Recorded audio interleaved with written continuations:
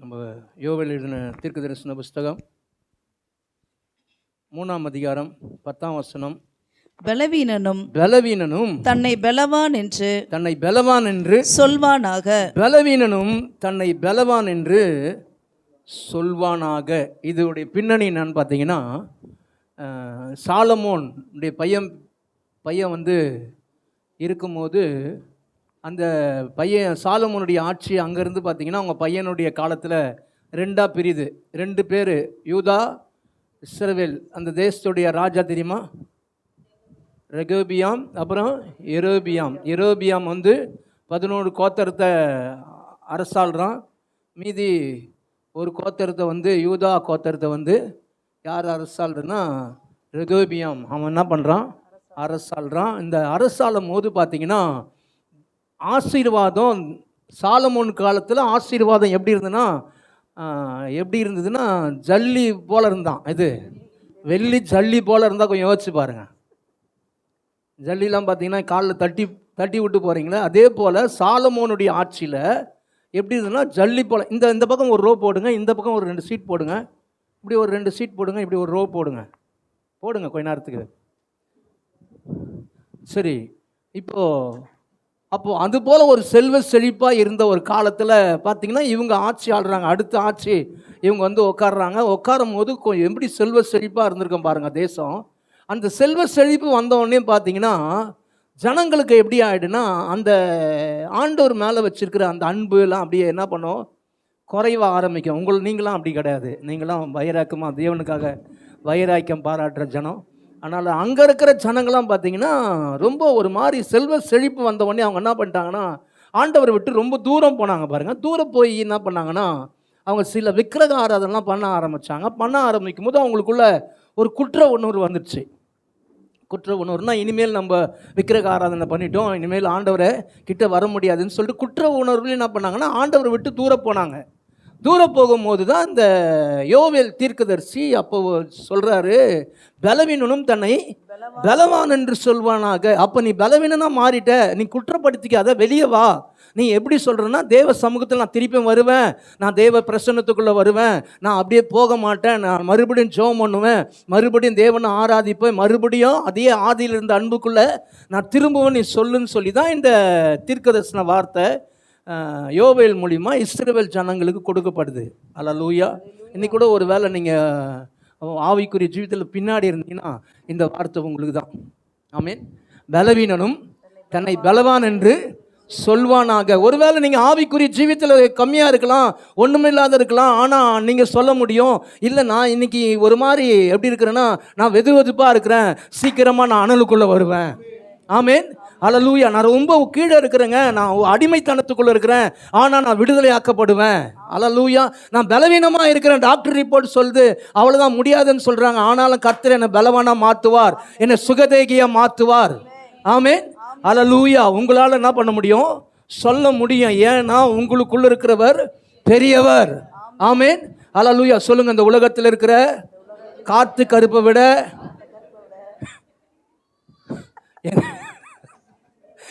என் தேவன் பெரியவர்.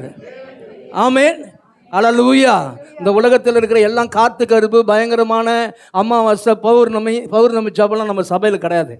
பௌர்ணமி இதெல்லாம் வந்து இதுக்காகவே ஜனங்க என்ன பண்ணுறாங்க, அங்கே ஒரு பாஸ்டர் வல்லமையான பாஸ்டருக்குறாங்கன்னு சொல்லிட்டு போகிறாங்க. அதை விட பெரிய பாஸ்டர் அவங்களுக்குள்ளே இருக்கிறாரு. ஆமென். அல்லேலூயா. அந்த பாஸ்டர் விட்டு இன்னொரு பாஸ்டர் கிட்ட போகிறாங்க. அந்த காத்து கருப்பு எடுக்கிற பாஸ்டரோட இந்த பாஸ்டர் சூப்பர் பாஸ்டர். ஆமென். அவரை உள்ள வச்சிருக்கிறாங்க. அல்லேலூயா. அப்போ ஆண்டவர் என்ன சொல்றாருன்னா, நீயே யாரு? நீ பலசாலியா மாற முடியும் எப்பனா நீ சூழ்நிலையை பார்த்து பேசாத, சூழ்நிலையை மாற்றுகிறவர் உன் கூட இருக்கிறேன், என்ன பார்த்து பேசு. அல்லேலூயா. அல்லேலூயா. அப்போ இன்னைக்கு நம்ம வாழ்க்கையில் நெருக்கங்கள் ஏன் வந்ததுன்னா நம்ம அவ்வளோதான் கீழே போயிட்டு இனிமேல் மேலேயே வர முடியாதுன்னு சொல்லி நம்ம மண்டை சொல்லுது பாருங்கள். மண்டையோடைய வார்த்தை கேட்டு, நம்ம மனசு சொல்கிற வார்த்தையை கேட்டு, உலகத்துடைய வார்த்தையை கேட்டு நம்ம சொல்லி தான் நம்ம என்ன பண்ணோம், கீழே போயிட்டோம். ஆமீன். கிறிஸ்தவம் கீழே போனது காரணம் என்ன தெரியுமா? நம்ம சொல்லிக்குவோம், பக்கத்து வீட்டுக்காரன் சூனியம் வச்சிட்டோம் பாஸ்டர், என் எங்கள் அக்கா எனக்கு பிடிக்கவே இல்லை பாஸ்டர், நான் மேலே வருது எங்கள் அக்காவுக்கு பிடிக்கல, எங்கள் தம்பிக்கு பிடிக்கல, அவனே சூனியம் யாரை வைக்கணும்? வாய் தான் சூனியமே. ஆமீன். அல்லேலூயா. அப்போ ஆண்டவர் என்ன சொல்றாரு, நீ பேசு, பலவீனமா இருந்தாலும் பலவான்னு சொல்லு, உனக்கு யாருன்னா விரோதமா வச்சுட்டாங்கன்னா கூட ஒன்னையும் பண்ணாதுன்னு சொல்லு, நான் உன்னை அந்த வார்த்தையின்படி நான் உன்னை ஆசீர்வதிக்கிறேன். ஆமென். அல்லேலூயா. சரி, இன்னைக்கு நம்மளை தேவன் எதுக்காக அழைச்சார்? போன வாரத்தில் நம்ம அந்த பைபிள் ஸ்டடியில் பார்த்தோம், தேவன் அழைச்சார்னு சொல்லி நல்ல ஒரு பைபிள் ஸ்டடி எடுத்தோம். ஆனால் இன்னைக்கு கொஞ்சம் பார்க்கலாம். அதை தேவன் நம்மளை அழைச்சது நம்மளுக்கு தெரியல பாருங்கள். இன்னொரு காரியத்தை நம்ம பார்க்கலாம். தேவன் பாருங்கள், அழைப்பில் முக்கியமானது நம்மளுக்கு அதுக்காக தான் நம்மளை அழைச்சார். நம்ம எடுத்து வாசிக்கலாம். 1 கொரிந்தியர் 26 வாசிங்க. எப்படி எனில், சகோதரரே, நீங்கள் அழைக்கப்பட்ட அழைப்பை பாருங்கள். மாம்சத்தின்படி ஞானிகள் அநேகர் இல்லை, வல்லவர்கள் அநேகர் இல்லை, பிரபுக்கள் அநேகர் இல்லை. ஞானிகளை வெட்கப்படுத்தும்படி தேவன் உலகத்தில் பைத்தியமானவைகளை தெரிந்து கொண்டார். பலம் உள்ளவைகளை வெட்கப்படுத்தும்படி தேவன் உலகத்தில் பலவீனமானவைகளை தெரிந்து கொண்டார். உள்ளவைகளை அவமாக்கும்படி உலகத்தின் இழிவானவைகளையும் அற்பமாய் எண்ணப்பட்டவைகளையும் இல்லாதவைகளையும் தேவன் தெரிந்து கொண்டார். மாம்சமான எவனும். இப்போ ஆண்டவர் யாரை பார்த்து, பவுல் அப்போஸ்தலன் யாரை பார்த்து சொல்றாரு? யாரை பார்த்து சொல்றாருங்க? சொல்லுங்க. என்ன தான் பார்த்து சொல்றாரு. நான் தான் ஒரு நாள் அற்பமாக எண்ணப்பட்டேன், இழிவாக எண்ணப்பட்டேன், ஒரு மாதிரி என்னை எல்லாரும் ஒதுக்கினாங்க. ஆனால் இவங்களை என்ன பண்ணார்னா தூக்குனார். ஆகாது என்று தள்ளின கல்லு மூளைக்கு தூக்குனார் பாருங்க. தூக்கி சொல்றாரு, நான் உன்னை அழைப்ப, உன் மேலே வச்சிருக்கிற அழைப்புன்னா தெரியுமா? நீ என்ன தெரியுமா பண்ணணும்? என்ன பண்ணனா, உள்ளதை அவமாக்கும்படியா என்ன பண்ணும்? உள்ளதை அவமாக்குறதுக்காகவே நான் உன்னை தூக்கி இருக்கிறேன். உன்னை நான் பலசாலியா மாத்தினா என்ன பண்ணனா, உள்ளதை அவமாக்கணும். உள்ளது என்ன பாஸ்டர் அப்படின்னா, பாருங்க, உலகத்தில் சொல்றாங்க, நீ அவ்வளோதான், இந்த காசை வச்சு என்ன பண்ண முடியாது, 15,000 ரூபாய் காசு வச்சு இந்த மாதம் ஓட்ட முடியாது, எப்படி இருந்தாலும் கடன் தான் வாங்கி ஆகணும், எப்படி இருந்தாலும் பிள்ளைக்கு ஃபீஸ் கட்டுறது கடன் தான் வாங்கி ஆகணும். ஆனால் இந்த காசை வச்சுன்னு நீங்கள் சொல்லணும், இந்த காசு 15,000 ஃபீஸு கட்ட முடியாது, உண்மைதான். ஆனால் இந்த காசை வச்சு என்ன பண்ணோமா, உள்ளதை என்ன பண்ணோமா, அவமாக்கணுமா. எப்படி அவமாக்குறது? என் தேவன் தம்முடைய மகிமையின் ஐஸ்வர்யத்தின்படியே என் குறைகளை நிறைவாக்குவார்னு சொல்லி என்ன பண்ணோமா, இதை நீங்கள் என்ன பண்ணுமா, பேசி அவமாக்கணுமா. அல்லேலூயா. நீங்கள் சொல்லணும்னா பாஸ்டர் எப்படி பாஸ்டர் அவமாக்குறது? இல்லை, உலகம் சொல்லுதுப்பா, 15,000 ரூபாய் ஃபீஸ் கட்ட முடியாது, வாடகை கட்ட முடியாது, கேஸ் பில்லு கொடுக்க முடியாது. இது உலகம் சொல்கிற வார்த்தை. ஆனால் ஆண்டவர் சொல்கிற வார்த்தை என்னன்னா, சிங்கக்குட்டிகள் கர்த்தரை எங்க வந்திருக்கிறீங்க? நீங்க எங்க வந்திருக்கிறீங்க? அப்ப தேடினா ஒரு நன்மை குறைபடாதுன்னு சொல்லிச்சு இல்ல. அப்போ இது என்ன சொல்லுதுன்னா, உண்மையை நீங்க பேசுறதுக்காக அழைக்கப்படல. பக்கத்தில் பாசம், உண்மையை பேசுறதுக்காக நீங்க அழைக்கப்படல, சத்தியத்தை பேசுறதுக்கு அழைக்கப்பட்டிருக்கிறீங்க. சத்தியம் என்ன சொல்லுதுன்னா, கர்த்தரின் மேய்ப்பராய் இருக்கிறார், நன்மையின் கிருபை என்னை தொடரும். அல்லேலூயா. ஒரு மேய்ப்பனுக்கு ஆடு எப்பனா, ஆடு கணத்துல கை வச்சு பார்த்துருக்கீங்களா? ஐயோ என்ன பண்ணுறது, தழை வருமா தழை வராதோ, என்ன பண்ணுறது, ஒரு வழி இல்லையே, யாருமே இல்லையே எனக்கு போடுறது அப்படின்னு நினச்சது ஆடு நினைக்கல. ஏன்னா மெய்ப்பன் தேவையை சந்திக்கிறேன். நான் சொல்கிற மாதிரி அவங்க கூட ஒரு நாள் மறந்துடுவாங்க, இந்த மெய்ப்பன் மறக்க மாட்டார். ஆமென். அவர் உன் குறைகளை நிறைவாக்குவார். ஆமென். அல்லேலூயா. அப்போ உள்ளதை உண்மையை டாக்டர் சொல்கிறாங்க, அவ்வளோதாங்க, நான் பலவீனமாக இருக்கேன், இந்த வியாதி போவாதுன்றாங்க. ஏன்னா இந்த வியாதி ரொம்ப அதிகமாக முத்தின வியாதியை கையில் வச்சு சொல்லுங்க, என் தேவன் அவர் என்ன பண்ணிட்டாரு, அவருடைய தழும்புகளாலே என்னை சுகமாக்கினார். உள்ளதை அவமாக்குறதுக்காக இந்த சத்தியத்தை எடுத்து பேசுங்க. அதுக்காகத்தான் கர்த்தர் உங்களை அழைச்சிருக்கிறார். ஆமென். அல்லேலூயா. இல்லைங்க, அவங்க சொல்லிட்டாங்க பாருங்க, நம்ம சின்னது என்ன பண்ண தெரியுமா, ஊதி ஊதி ஊதி பெருசாக்குறது யாருக்கு தெரியுமா? நம்ம தான். அவங்க சொல்லுவாங்க, ஏதோ சின்ன கட்டி இருக்கிறது போல தெரியுதுங்க, ஏதோ கொழுப்பு கட்டியாக இருக்கும், ஒருவேளை அது கேன்சர் கட்டியாக கூட இருக்கும். அவங்க சொல்லிட்டாங்க, ஒருவேளை கொழுப்பு கட்டியாக இருக்கிறத விசுவாசிக்க முடியாது, அவங்க கேன்சர் கட்டி கூட இருக்குன்னு சொல்லிட்டாங்க. இதை மட்டும் என்ன பண்ணுவோம், ரொம்ப பெருசாக்குவோம். இதை 2 பேரும் கேட்பாங்க பாருங்க, கேட்டு போனோடனே அந்த கொழுப்பு கட்டி விட்டுருவாங்க, அவளுக்கு கேன்சர் இருக்குதாமே கட்டியில் அப்படின்னு என்ன பண்ணுவாங்க, சொல்லிடுவாங்க. கொஞ்சம் முகத்தை கொஞ்சம் சிரிச்சு, பிரியாணிக்கு இதில் பஸ் கூப்பிட்டுருக்குறாரு, பிரியாணி போடு முகத்தை கொஞ்சம் நல்லா ஃப்ரீயாக வச்சு, முகத்தை எதுவும் என்னை கோவக்காரன மாதிரி பார்க்குற மாதிரி கொஞ்சம் ஃப்ரீயாக வைங்க.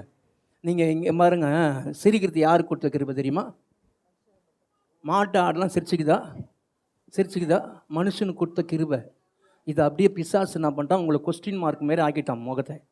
நல்லா கொஞ்சம் சிரிங்க, நல்லா சிரிச்சுன்னு கேளுங்க ஆண்டவருடைய சமூகத்தில். ஏன்னா அப்பாவை பார்க்க வந்துடும். அப்பா வீட்டுக்கு போகும்போது எப்படி வரணும்?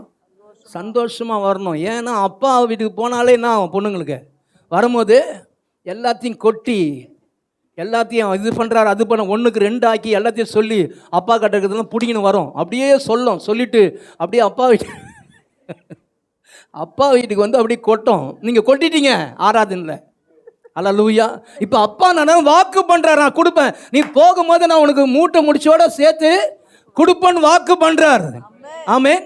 அல்லேலூயா. சிரிச்சுன்னு கேளுங்க. அல்லேலூயா. சொல்லுங்க, நாங்கள் சிரிக்க பிறந்தவர்கள்.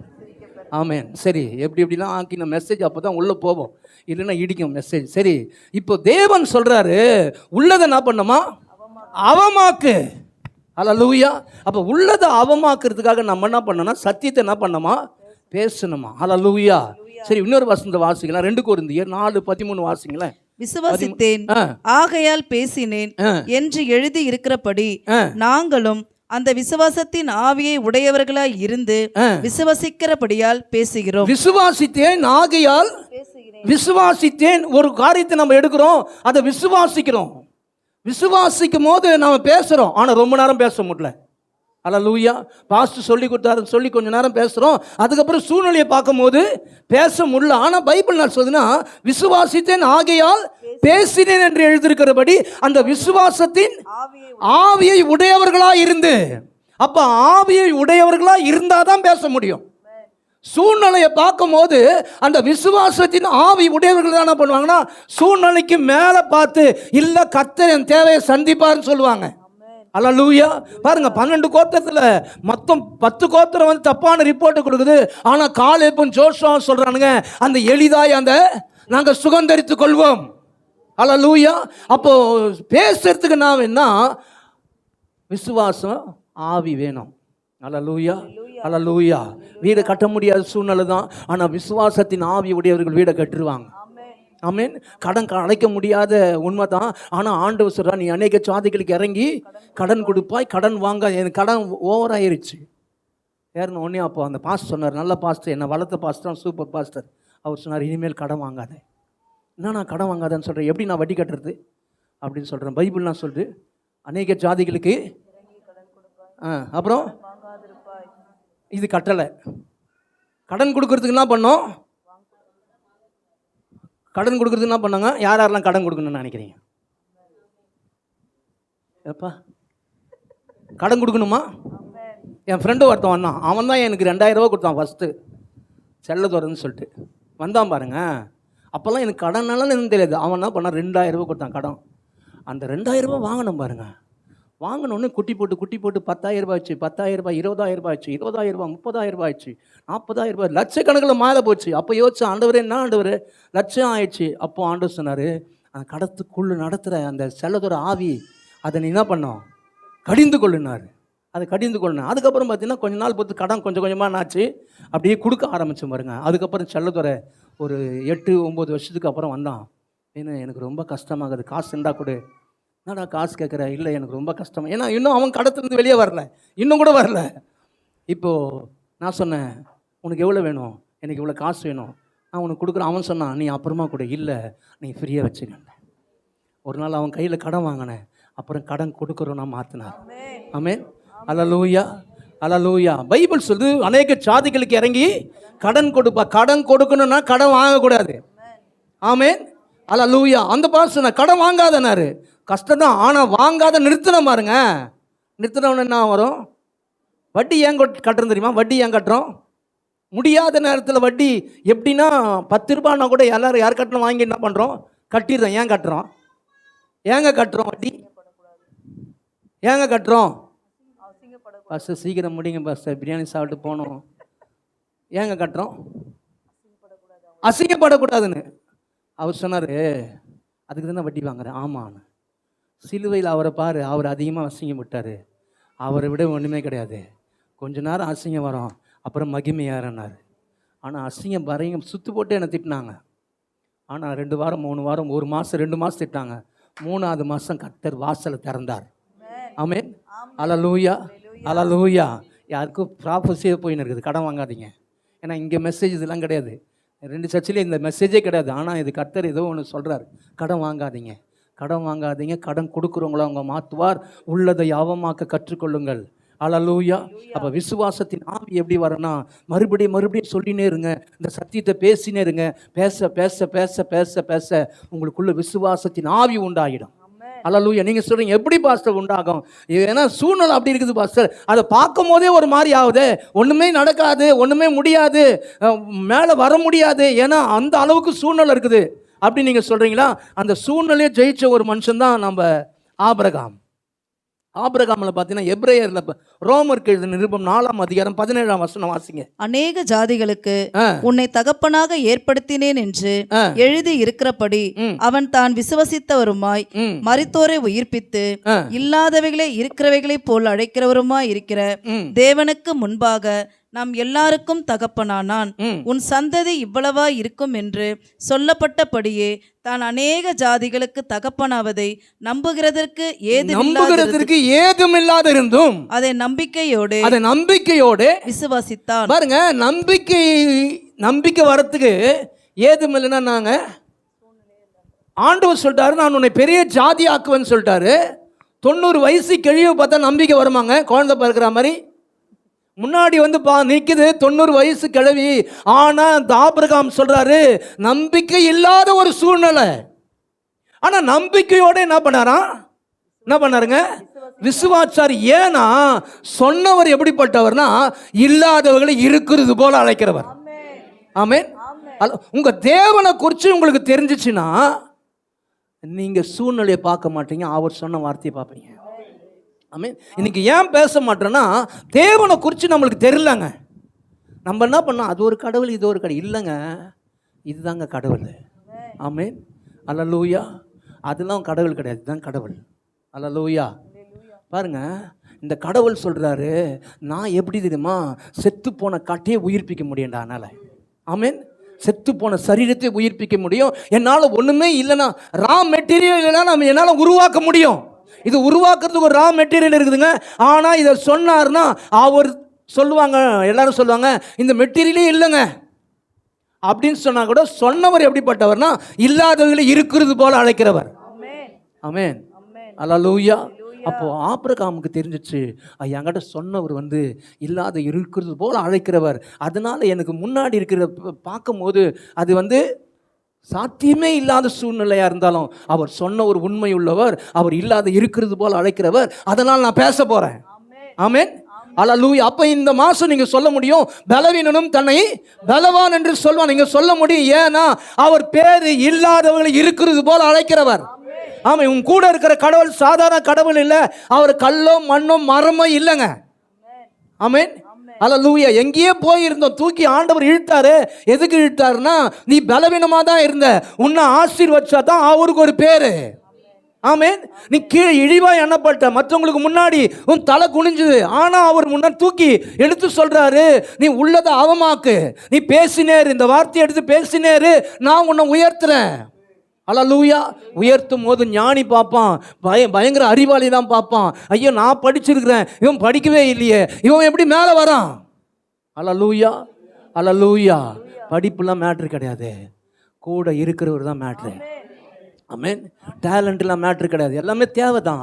ஆனால் ஆண்டவர் என்ன சொல்கிறாருன்னா, உனக்கு டேலண்ட் இல்லைன்னு எனக்கு தெரியும், உனக்கு படிப்பு இல்லைன்னு தெரியும், நான் உன்னை அழைச்சிருக்கிறேன். அதே போல் நீ ஒதுக்கப்பட்டன்னு தெரியும், நான் உன்னை அழைச்சிருக்கிறேன். நான் அழைச்சவர் யாருன்னா, இல்லாதவர் இருக்கிறது போலவர் அழைக்கிறவர். அல்லேலூயா. எனக்கு வாழக்கட்டுக்கு வழியே இல்லையா அப்படின்னு சொல்கிறீங்களா? நீங்கள் சொல்லுங்கள், நான் கர்த்தர் என்ன பண்ணுவார், எனக்கு நிறைய காணியாட்சிகளை கொடுப்பார், எனக்கு லேண்டுக்கு சொந்தக்காராக மாற்றுவார். ஆமென். ஆமென். அல்லேலூயா. லேண்ட் இல்லாதவங்கள லேண்டு வாங்குவாங்க. அல்லேலூயா. வாடகை கட்டுறோம், ஹவுஸ் ஓனரா மாறுவான். ஆமென். அல்லேலூயா. சொல்லுங்க, பலவீனனும் தன்னை பலவான். நான் கையேந்திரன், நான் ஒரு நாள் கொடுப்பேன். ஆமென். அல்லேலூயா. நான் வாரி வாரி கொடுப்பேன். மனசு இருக்கணும் கொடுக்கறதுக்கு. வாரி கொடுப்பேன். அல்லேலூயா. அப்போ நீங்க சொல்லும் போது அப்படி நடக்கும். ஆமென். அல்லேலூயா. சரி, எல்லாமே ஆசீர்வாதம் எப்படிங்க வருது? ஆசீர்வாதம் எப்படிங்க வருது? ஆசீர்வாதம் எப்படிங்க வருது? ஆசீர்வாதத்துக்கு வழின்னாங்க, ஆசீர்வாதத்துக்கு வழின்னாங்க. ஆசீர்வாதமே எல்லாமே கிருபையின் வடிவில் தான் இருக்குது. ஆமென். எந்த மனுஷன் மேல அனுக்கிரகம் அந்த மனுஷனுக்கு ஆசீர்வாதம் உண்டாகுது. ஆமென். ஒரு இடத்துக்கு போறீங்க, ஒரு கதவு திறக்குது. இன்னொரு இடத்துக்கு போறீங்க, இன்னொரு ஆசீர்வாதம் வருது.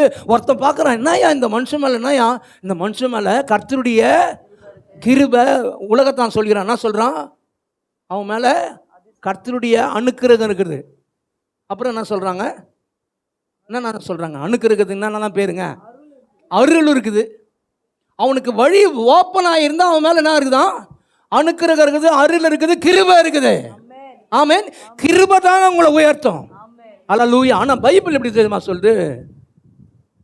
கிருபையை நிறைய பேர் போக்கடிக்கிறாங்களாம். அல்லேலூயா. நம்மளுக்கு வரத்து எல்லாமே கிருபையின் வடிவில் தாங்க வரும். கிருபை இருந்தால் தான் ஆசீர்வாதம் வரும். அல்லேலூயா. அல்லேலூயா. பாருங்க, அவன் சுண்டு வரல கூட சுண்ணாம்பு தரமாட்டான். ஆனால் கிருபையா இருக்கிற ஒரு மனுஷன் போய் நின்னானா அவன் பாக்கெட்டை திறப்பான். ஆமென்.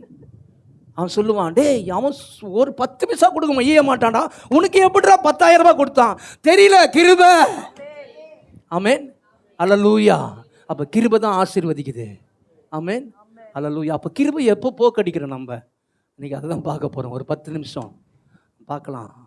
கிருபையை எது எப்படி போக்கடிக்கிறோம்? கிருபையை நம்ம, கிருபையினால தான் ஆசீர்வாதமும் வருது.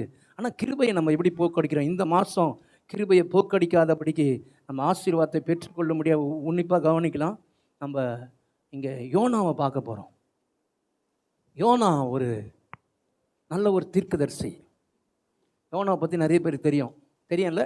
யோனாவை வந்து ஆண்டவர் எங்கே அனுப்புகிறாரு? எங்கெங்க அனுப்புகிறாரு?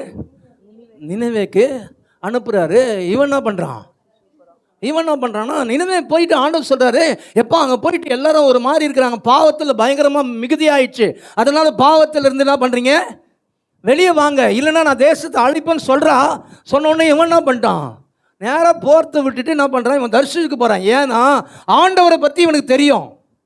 ஏன்னா இவன் போய் சொன்னால் அவங்க மனம் மாற்றுவாங்கன்னு இவனுக்கு தெரியும். ஏன்னா தீர்க்கதரிசி இல்லை, அதனால தெரிஞ்சதுனால இவன் என்ன பண்ணுறான்னா, போயிட்டு அங்கே போய் சொன்னோன்னே நீங்கள் மனம் மாற்றுவீங்க, மனம் மாறினா என்னை போய் தீர்க்கதரிசியாக மாற்றிடுவானுங்க அவனுங்க, சொல்லுவானுங்க, அதனால நான் போக மாட்டேன்னு சொல்லிட்டு என்ன பண்ணுறான்? இவன் நினைவுக்கு போகாத என்ன பண்ணுறான்? தரிசிக்கு போகிறான். பாருங்க, போகும்போது பார்த்தீங்கன்னா எங்கே போய் அவன் கப்பலில் ஏறான். கப்பலில் கொஞ்சம் தூரம் போனோடனே பயங்கரமான புயலும் காற்றும் என்ன பண்ணுது? பயங்கர சீற்றம், பயங்கர கடல் சீற்றம் பயங்கரமாக இருக்குது. கப்பலே என்ன பண்ணுது?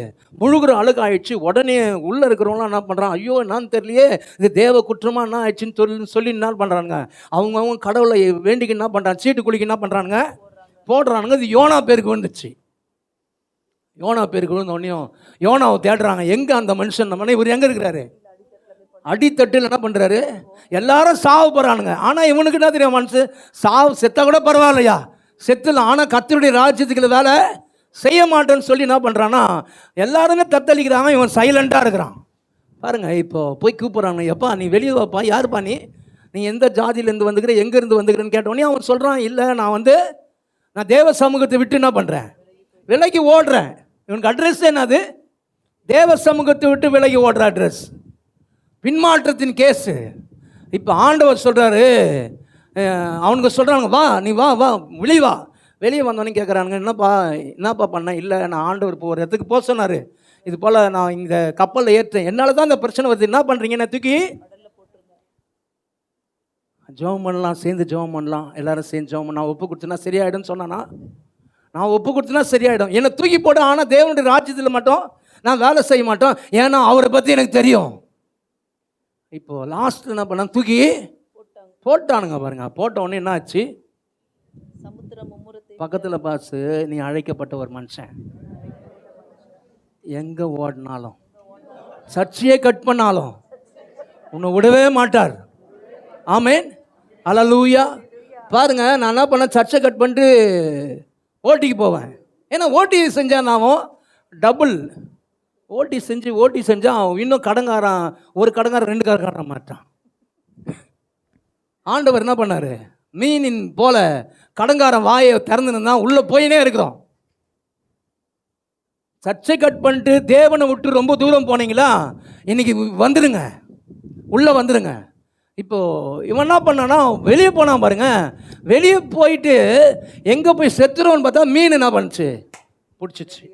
இப்போ அவனுக்கு தெரிஞ்சிச்சு என்ன பண்ண முடியாது, இனிமேல் வந்து வெளியெல்லாம் வர முடியாது, அவர் தான் செத்துடலாம் அப்படின்னு சொல்லிட்டு நீங்கள் நினைப்பீங்க. ஆனால் யோனாவுக்கு நல்லா தெரியும், ஏன்னா ஆண்டவரை பற்றி அவனுக்கு தெரியும். அவர் எப்படிப்பட்டவர், நெருக்கத்தின் மத்தியில் ஜபத்தை கேட்குறவர் தெரியும். ஜபம் எப்படி செஞ்சால் அவர் கேட்பாருன்னு அவனுக்கு தெரியும். அவருடைய கிருபை வந்ததுன்னா மீன் இல்லை ஆழத்தில் இருந்தால் கூட அவர் கிருபை ஒரு மனுஷன் மேலே இருந்ததுன்னா வெளியே கொண்டு வந்துடும் அவனுக்கு தெரியும். அல்லேலூயா. நெருக்கன்னு சொல்லி உட்காந்துருக்காதீங்க, இந்த ஜபத்தை வீட்டுக்கு போய் வாசிங்க. அல்லேலூயா. அப்படியே 2ஆம் அதிகாரம் 1 அப்படியே வாசிங்க. அந்த மீனின் வயிற்றில் இருந்து யோனா தன் தேவனாகிய கர்த்தரை நோக்கி விண்ணப்பம் பண்ணி, என் நெருக்கத்தில் நான் கர்த்தரை நோக்கி கூப்பிட்டேன், அவர் எனக்கு உத்தரவு அருளினார். உத்தரவு அருளினாரா? சொன்னாரா? வெளியே கூட்டிட்டு வந்துடுறேன்னா சொன்னாரா? இவன் சொல்றான் பாருங்க, நான் நெருக்கத்திலிருந்து கர்த்தரை நோக்கி கூப்பிட்டேன், அவர் என்ன பண்ணிட்டாரா? உத்தரவு அருளிட்டாராம். சரிடா, நான் வெளியே கொண்டு வந்துடுறேன்டா. பாருங்க எப்படிப்பட்ட ஃபெய்த் பாருங்க. விசுவாச ப்ரேயர்ன்றது உங்களை சாத்தியம் இல்லாதெல்லாம் சாத்தியமாக்கிடுங்க. நீங்கள் நினைக்கிறீங்களா என்னால் மேலே வர முடியாதுன்னு சொல்கிறீங்களா, உங்கள் ப்ரேயரை மாற்றுங்க. அல்லேலூயா. நெருக்கத்தில் உட்காந்து சொல்கிறான், நான் நெருக்கத்திலிருந்து கர்த்தரை நோக்கி கூப்பிட்டேன், அவர் என்ன பண்ணாரு? எனக்கு உத்தரவு அருளினார்.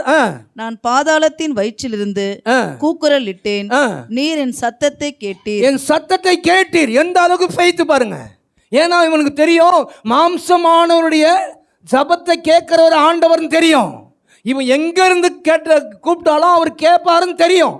இவன் சொல்றான் கேட்கிறாரு அவரு. அப்புறம் சமுத்திரத்தின் நடு மையமாகிய ஆழத்திலே நீர் என்னை தள்ளிவிட்டீர், நீரோட்டம் என்னை சூழ்ந்து கொண்டது, உம்முடைய வெள்ளங்களும் அலைகளும் எல்லாம் என்மேல் புரண்டது, நான் உமது கண்களுக்கு எதிரே இராதபடிக்கு தள்ளப்பட்டேன், ஆகிலும் இன்னமும் உம்முடைய பரிசுத்த ஆலயத்தை நோக்குவேன் என்றேன். உயிர் போதுங்க. ஆனா இவன் சொல்றான், நான் சர்ச்சில் வந்து ஆராதி பண்றான். நம்ம என்ன சொல்லுவோம், அவ்வளவுதான், கம்முன்னு சைலண்டா ஆயிடுவோம்.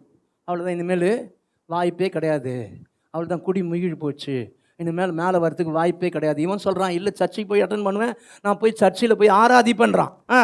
தண்ணீர்கள் பிராண பரியந்தம் என்னை நெருக்கினது, ஆழி என்னை சூழ்ந்தது, கடற்பாசி என் தலையை சுற்றி கொண்டது, பர்வதங்களின் அடிவாரங்கள் பரியந்தமும் இறங்கினேன், பூமியின் தாழ்பால்கள் என்றென்றைக்கும் என்னை அடைக்கிறதா இருந்தது.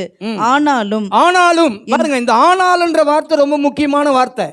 இவ்வளோ நெருக்கம் இருக்குது, இவ்வளோ பிரச்சனை இருக்குது, நான் பயங்கரமான சூழ்நிலைக்குள்ளே இருக்கிறேன், கடல் பாசி என்னை சுற்றின்னு இருக்குது, எல்லாம் நான் என்ன பண்ணேன், கடலின் ஆழத்தில் பாதாளத்தில் இருக்கிறேன், ஆனாலும் அவரை பற்றி எனக்கு தெரியும்.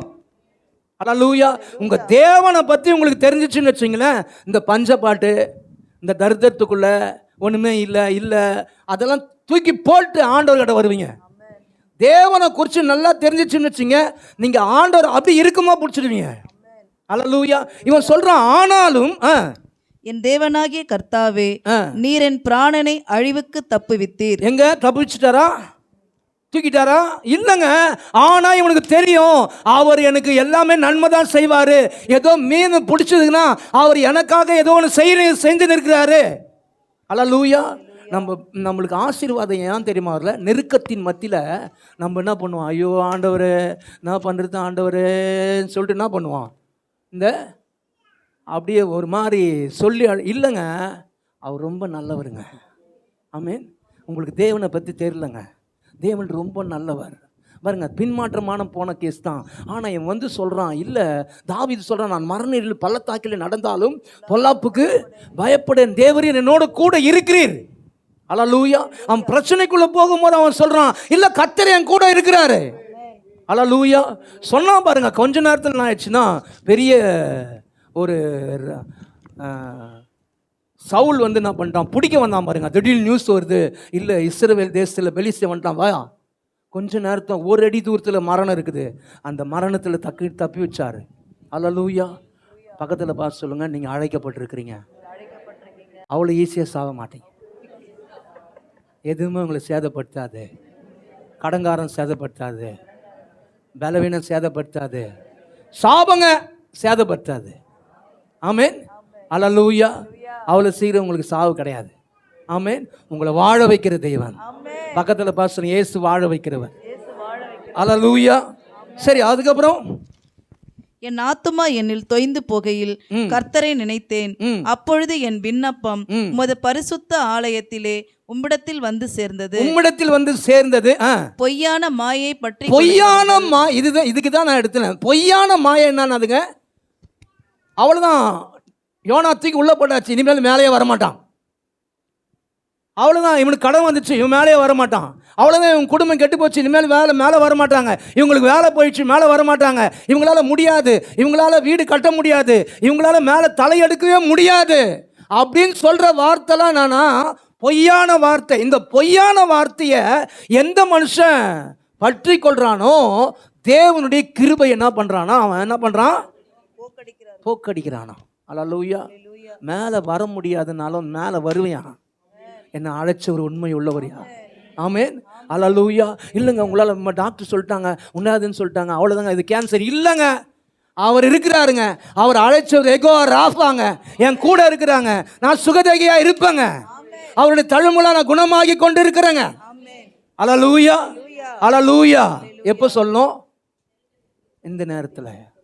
இந்த நேரத்தில் என்ன பண்ணோம்? ஐயோயோ அவ்வளோதான், முடிஞ்சிச்சு, அவ்வளோதான், காசு இல்லையே, கையில் காசு இல்லை, உடனே ஆப்ரேஷனுக்கு எவ்வளோ காசு தான் யோசிப்போம். இல்லைங்க, அவருடைய கிருபை வந்துச்சுன்னா எல்லாம் மாறுங்க. ஆமென். அல்லேலூயா. நெருக்கத்தின் நேரத்தில் நீங்கள் சொல்லும் போது தேவனுடைய கிருபை உங்கள் மேலே வரும். பொய்யான மாயை பற்றி கொள்றவங்க என்ன பண்ணுறாங்க? தேவனால் வருகிற கிருபை என்ன பண்ணுறாங்கன்னா போக்கடிச்சு. நிறைய பேர் இன்றைக்கி போக்கடிச்சு தான் உட்காந்துங்கிறாங்க. நிறைய கிறிஸ்தவங்க என்ன பண்ணுறாங்க தெரியுமா? தப்பான நெருக்கத்தின் நேரத்தில் தப்பாக பேசிட்டு வருகிற கிருபை என்ன பண்ணுவாங்க? போக்கடிச்சிடுவாங்க. எனக்கு தெரிஞ்ச ஒரு பாஸ்டர், அவர் சொன்னார், காசை வச்சுன்னு ஒருத்தர் என்ன பண்ணார், அவருக்கு 10 லட்ச ரூபாய் தேவைப்படுதான். காசு வச்சு என்ன பண்ணாராம், ஒரு வாரமாக என்ன பண்ணாராம், ஆண்டவர் சொன்னாராம் இவர் போய் கொடு, அவர் கடங்காரனாக இருக்கிறாரு, போய் கொடு அந்த காசை. இவர் என்ன பண்ணிக்கிறாரு, அவ்வளோதான், என்னால் முடியாது. அப்போ ஒரு பாஸ்டர்னு சொன்னாராம், யோ அதையே சொல்லாதே, ஆண்டவரால் முடியும், உன்னை அழைச்ச ஒரு உண்மை விடுறதில்ல, ப்ரேயரை மாற்று அப்படின்னு சொன்னாராம். அதுக்கப்புறம் என்ன பண்ணாராம், ப்ரேயர் என்ன பண்ணாராம், ஆண்டவரே நீங்கள் எல்லாம் செய்ய முடியும் ஆண்டவரே, எனக்காக யாவையும் செஞ்சு முடிப்பீங்க ஆண்டவரே. ஒரு வாரத்துக்கு அப்புறம் அப்போ என்ன பண்ணாராம், சொல்லினே இருந்தாராம் பாருங்க. சொல்லினே இருந்த உடனே அந்த பாஸ்டர் என்ன பண்ணார், நேராக என்ன பண்ணாராம், வந்து சொன்னாராம், உனக்காக ஒருத்தர் காசு வச்சுன்னு இருக்கிறாரு, அவர் கொடுப்பாரு உனக்குன்னு சொல்லிட்டு போயிட்டாராம். போன உடனே பார்த்தீங்கன்னா அந்த காசு வச்சுருந்தாரு, அவர் ஃபோன் பண்ணாராம். ஃபோன் பண்ண உடனே கேட்டாராம், ஐயா உங்களுக்கு எத்தனை நாள் ஃபோன் பண்ணுறேன், ஆனால் ஃபோனே நீங்கள் எடுக்கவே மாட்டீங்க. ஏன்னா இவர் எடுக்கலை, ஃபோனை எடுக்கவே மாட்டீங்க. என்னையா நீங்கள் ஃபோன் பண்ணீங்க? ஒரு வாரமாக 10 லட்ச ரூபா கையில் வச்சுங்கிறேன், அது உங்களுக்கு தெரியலையா? நான் ஃபோன் பண்ணால் கூட நீங்கள் அட்டன் பண்ண மாட்டாங்க, ஃபோன் பண்ணாவே பிஸியாக இருக்குது. அல்லேலூயா. கிருபையை விட்டு மனுஷன் ஒரு வாரம் கஷ்டப்பட்டான். அதுக்கப்புறம் தான் சொல்கிறான், ஐயோ தேவனுடைய கிருபையை நான் வேஸ்ட் பண்ணிட்டேன்னு. அதுலேருந்து அவர் சொன்னார், என் ப்ரேயரே மாற்றிட்டேன் பாஸ்டர். அல்லேலூயா. நெருக்கத்தின் நேரத்தில் கர்த்தர் நெருக்கத்தை மாற்றுகிறவர் என் கூட இருக்கிறாரு, இல்லாதவர்கள் இருக்கிறது போல் அழைக்கிறவர் என் கூட இருக்கிறாருன்னு சொன்னாராம். அல்லேலூயா. இன்னிலிருந்து சொல்லுங்கள், பலவீனனும் தன்னை பலவான் அடிச்ச. பலவீனமாக இருக்கிற நீங்கள் பலவான்னு சொல்லுங்கள். அல்லேலூயா. தரித்திரத்தில் இருக்கிற நீங்கள் ஐஸ்வரனா ஆக போகிறேன்னு சொல்லுங்கள். சாபத்தில் இருக்கிற நீங்கள் கர்த்தரனை தூக்கி எடுக்க போகிறான்னு சொல்லுங்கள். நெருக்கத்தில் இருக்கிற நீங்கள் கர்த்தரனை விசாலத்தில் கொண்டு போக போகிறார். கடன் வாங்குறவன் நீங்கள் அநேக ஜாதிகளுக்கு இறங்கி கடன் கொடுக்க போகிறேன்னு சொல்லுங்கள். இந்த மாதம் சாட்சியாக வந்து நிற்க வைப்பாருங்க. ஆமென். அல்லேலூயா. கிருபையை போக்கடிக்காதீங்க, கிருபையை உயர்த்துங்க, கிருபை உங்களை உயர்த்தும். எல்லாரும் எழுந்து நிற்போம், நம்ம ஜெபம் பண்ணுவோம். அல்லேலூயா. உம்மை உயர்த்துவோம், எல்லாரும் ஸ்தோத்திரம் பண்ணுவோம், நன்றி செலுத்துவோம், எல்லாரும் நன்றி செலுத்துவோம். அல்லேலூயா.